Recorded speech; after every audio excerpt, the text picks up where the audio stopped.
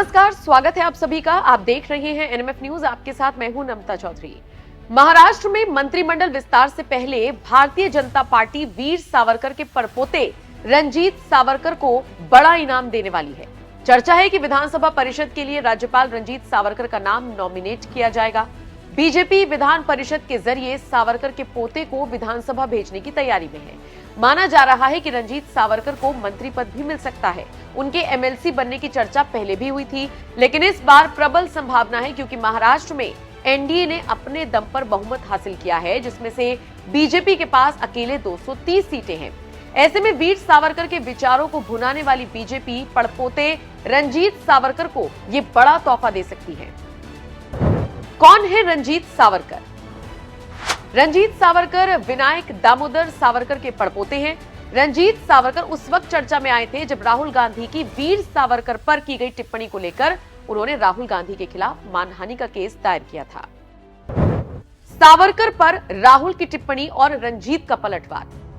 दरअसल मोदी के खिलाफ मानहानि केस में दोषी करार दिए जाने के बाद राहुल गांधी की संसद सदस्यता चली गई थी।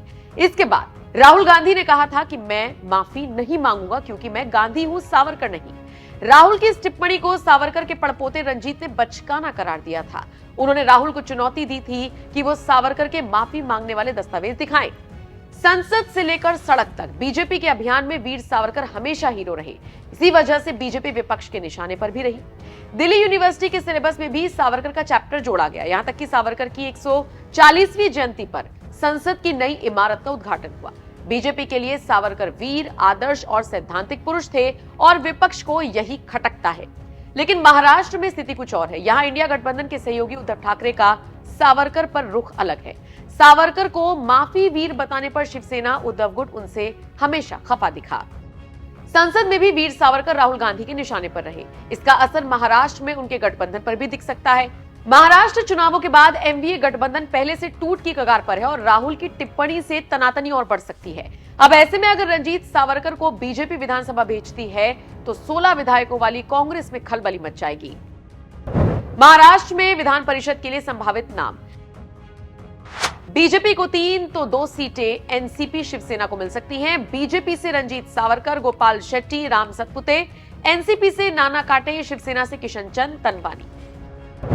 ओम सर्टिफिकेट से चर्चा में आए। रंजीत सावरकर ओम सर्टिफिकेट को लेकर चर्चा में आए थे। उन्होंने दुकानों को उनकी स्वच्छता और खाने की शुद्धता के आधार पर यह सर्टिफिकेट दिया था। उनका कहना था कि इस ओम सर्टिफिकेट को बनाने के पीछे मकसद ग्राहकों को ऐसी दुकानों के बारे में बताना है जहां खाने के जरिए उनके स्वास्थ्य और आस्था दोनों के साथ खिलवाड़ न किया जाए।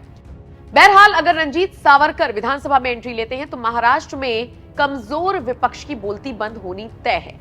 बहरहाल इस पर आपके क्या विचार हैं, कमेंट करके हमें जरूर बताएं।